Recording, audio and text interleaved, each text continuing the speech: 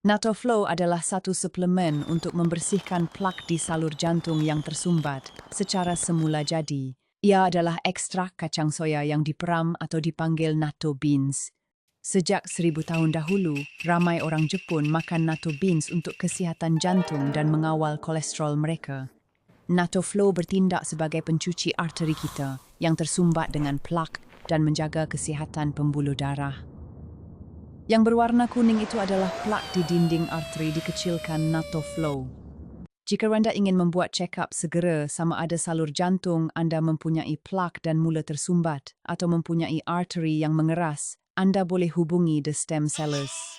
Bolehlah minta bantuan daripada mereka untuk periksa jantung anda sama ada anda perlukan NatoFlow atau tidak.